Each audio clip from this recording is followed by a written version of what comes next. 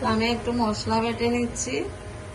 চিংড়ি মাছ কুটে রেখেছি, আর এদিকে কাঁচকলা কুটে রেখেছি। কাঁচকলা দিয়ে চিংড়ি মাছ দিয়ে রান্না করব, অনেক টেস্ট হয়। ছোটবেলায় আমাদের অনেক কলা গাছ ছিল, কাঁচকলা গাছ আমার দাদু লাগাতো। আমার মার হাতের ওই কাঁচকলার তরকারিটা আমার খুব ভালো লাগতো। তো অনেক বছর পর আমার আবার মনে পড়েছে ওই তরকারিটার কথা। আজকে আপনাদের দাদা সকালে বাজার থেকে চিংড়ি মাছ নিয়ে আসছে, কাঁচকলা দিয়ে রান্না করব। প্রথমে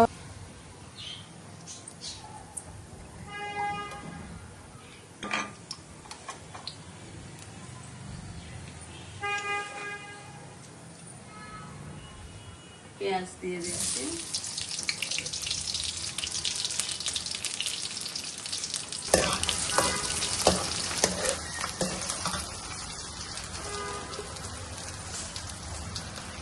একটু করে কালো জিরা দিচ্ছি,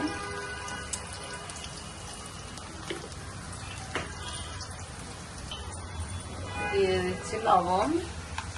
লবণটা আগে দিয়ে দিচ্ছি আমি।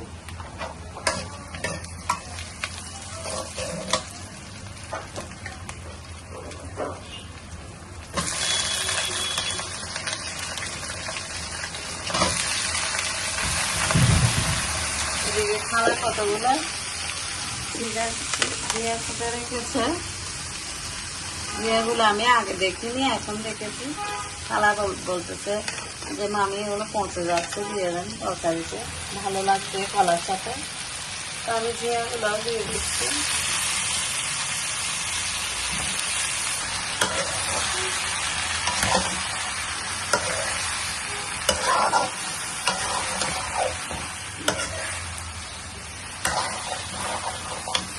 চিংড়ি মাছগুলো আমি আগে ভাজতে ভুলে গিয়েছি।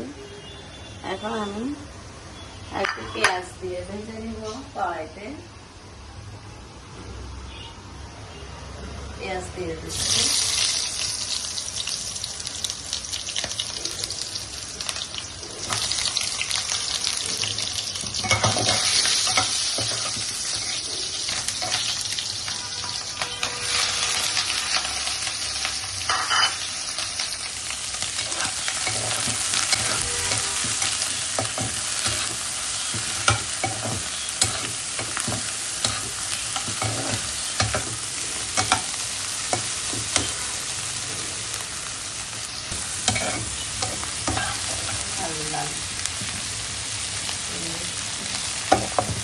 করে লবণ দিয়ে দিচ্ছি।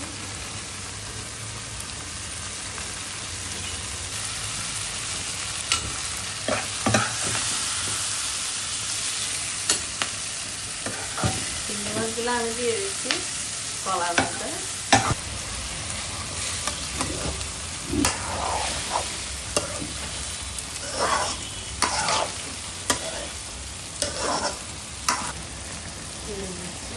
বাটা মশলা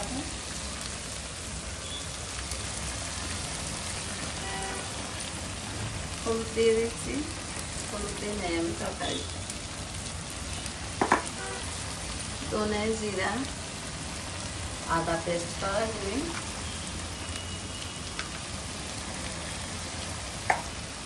মরিচ দিব হালকা, মরিচ বেশি দিব না,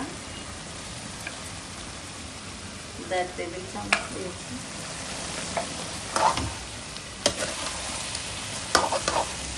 বেশি পানি দিব, জিরা থেকে পানি বের হয়, তাই আমি বেশি পানি দিব না। সকালে ডাল রান্না করেছি, মাখা মাখা করে তরকারিটা রান্না করবো।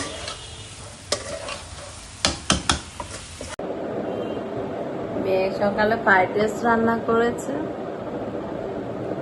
ফ্রাইড রাইস দিয়ে, গরম গরম ফ্রাইড রাইস দিয়ে, কলা দিয়ে, চিংড়ি মাছ দিয়ে, আর কাঁচামরিচ নিয়েছি 2টা। তো গরম গরম ভাত দিয়ে গরম গরম তরকারি খেতে অনেক ভালো লাগে। আপনারাও খাবেন এরকম রেসিপি করে।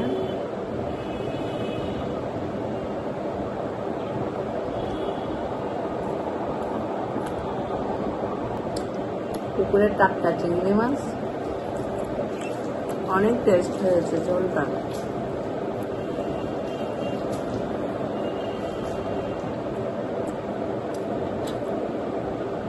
অনেক ভালো লাগছে।